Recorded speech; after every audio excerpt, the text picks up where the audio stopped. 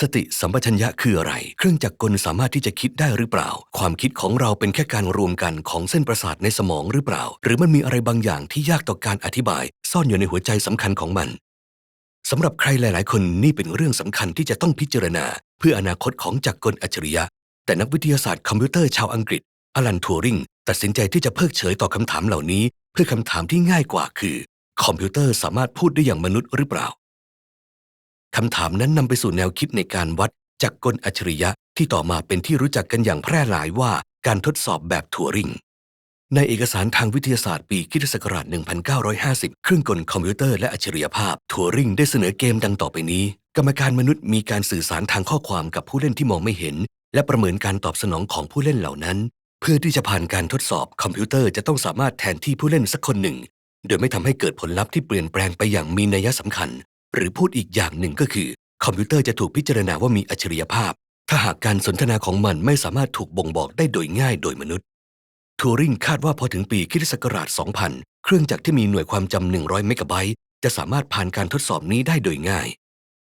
แต่เขาอาจจะคิดล่วงหน้าไกลไปสักหน่อยแม้ว่าคอมพิวเตอร์ทุกวันนี้จะมีความจำมากกว่านั้นมากก็มีเป็นส่วนน้อยเท่านั้นที่ผ่านการทดสอบและพวกที่ทำได้ดีก็มุ่งความสนใจไปยังวิธีการที่ชาญฉลาดในการหลอกกรรมการมากไปกว่าจะใช้ความสามารถอันทรงพลังของคอมพิวเตอร์แม้ว่ามันจะไม่เคยถูกทดสอบจริงๆโปรแกรมแรกที่มีการกล่าวอ้างว่าประสบความสำเร็จมีชื่อว่าอีไลซาด้วยข้อความที่ค่อนข้างสั้นและง่ายมันสามารถที่จะทำให้คนหลายคนเข้าใจผิดโดยเรียนแบบนักจิตวิทยาคือทำให้พวกเขาพูดมากขึ้นและสะท้อนคำถามของพวกเขาให้ย้อนกลับไปหาตัวพวกเขาในอีกสคริปต์แพรรี่ใช้วิธีการที่ตรงข้ามกันโดยเรียนแบบผู้ป่วยจิตเภทที่หวาดระแวงผู้ที่คอยกำกับการสนทนาให้กลับมายังหัวข้อที่เขาหมกมุ่นความสำเร็จของพวกมันในการหลอกคนบ่งบอกถึงจุดอ่อนหนึ่งที่สำคัญของการทดสอบนี้โดยทั่วไปคนมักจะให้คุณสมบัติของการมีอัจฉริยภาพกับสิ่งต่างๆมากมายที่อันที่จริงแล้วไม่ได้มีอัจฉริยภาพ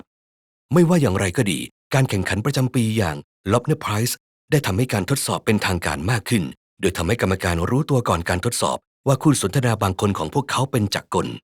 แต่ในขณะที่คุณภาพได้รับการปรับปรุงพัฒนาโปรแกรมหุ่นยนต์สนทนาบางโปรแกรมได้ใช้แนวทางเดียวกับอีไลซาและแพรรี่แคทเธอรีนผู้ชนะประจำปีค.ศ. 1997สามารถมีสมาธิจดจ่อได้อย่างน่าทึ่งและมีการสนทนาที่มีอัจฉริยภาพแต่ส่วนใหญ่จะเป็นตอนที่กรรมการพูดเรื่องบิลคลินตันและผู้ชนะล่าสุดยูจีนกอสแมนได้ให้บุคลิกของเด็กชายชาวยูเครนอายุ13ปีกรรมการก็เลยตีความคำพูดที่ไม่มีเหตุผลและไวยากรณ์ที่ตะกุกตะกักว่าเป็นอุปสรรคทางภาษาและวัฒนธรรมในขณะเดียวกันโปรแกรมอื่นๆอย่าง Cleverbot ได้ใช้วิธีการอื่นโดยวิเคราะห์ฐานข้อมูลขนาดใหญ่ในเชิงสถิติของการสนทนาจริงๆเพื่อกำหนดการตอบสนองที่ดีที่สุดบางโปรแกรมยังเก็บความทรงจำของการสนทนาครั้งก่อนๆเอาไว้เพื่อที่จะพัฒนาปรับปรุงมันในครั้งต่อไปแต่ในขณะที่แต่ละคำตอบของ Cleverbot ฟังดูคล้ายมนุษย์มากแต่ก็ขาดบุคลิกที่มีความสม่ำเสมอและการที่ไม่สามารถจะประมวลผลเรื่องใหม่ๆได้จึงเป็นการเผยให้ทราบตัวตน